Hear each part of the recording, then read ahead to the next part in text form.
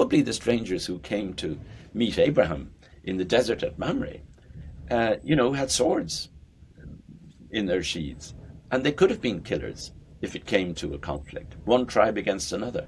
But when they were welcomed by Abraham and Sarah unconditionally, the killer in them became the Messiah, and hostility became hospitality. Hence, the same root, as I've often argued in Guest Book and Anatheism and elsewhere, the same root applies for enemy and friend, hostis, which gives rise to hostility or hospitality, and it can turn on a dime, and that's the anatheist wager, is wagering that the stranger can be welcomed in such a way or addressed in such a way that hostility can become hospitality.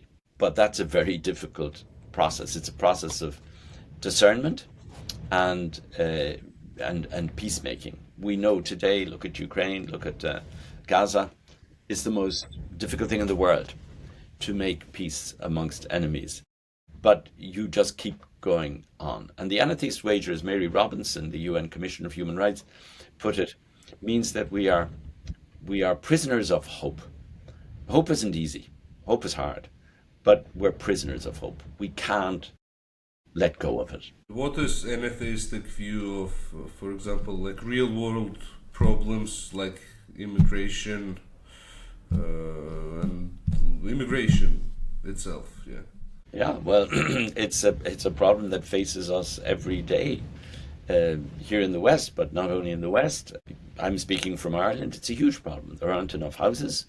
100,000 Ukrainians were welcomed, and rightly so. And now there's a housing problem.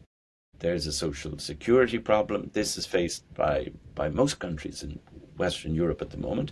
It's a huge problem, but that doesn't mean that you give up on trying to do your best in hoping that you can receive as many as possible. But you can't. Don't you have everybody.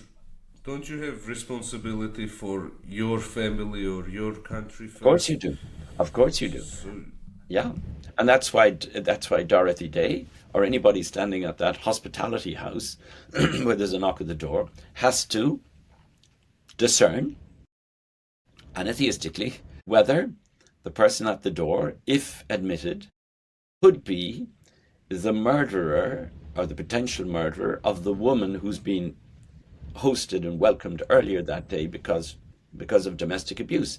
And this could be the perpetrator of that abuse who's coming to finish the job and kill her. And in that instance, the correct thing to do is to close the door.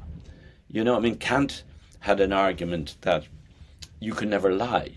And, the counter-argument to that is, well, if you're Jewish family in the war and or you're protecting a Jewish family in the war and the Nazis come to the door and knock and say, are you protecting Jews?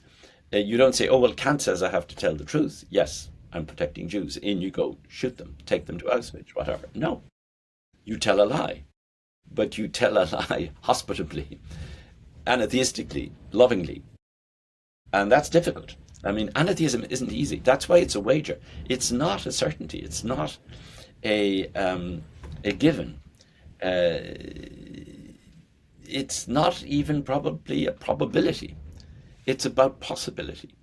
And so it's agonizingly difficult to remain an anatheist in the face of these difficult daily decisions. But they are daily. It's not like, I was a theist yesterday. I had the answers for everything. I believed in this God or that God or the other God. Then I went through the night, dark night of the soul, couldn't sleep. I became an atheist. Then I woke up this morning and I'm an anatheist and everything is solved. No. Anatheism is constantly moving back and forth between theism and atheism and agnosticism and so on. It's not something you reach and then, you've found Mount Pisgah, you've arrived at the promised land. Anatheism is a constant wagering, navigating, negotiating, deciphering, discerning, As Samuel Beckett, my compatriot, said, I can't go on, I'll go on. Given the immigration problem, I can't go on, I go on. Given the war situation in Gaza, Ukraine, I can't go on. We can't go on, we go on.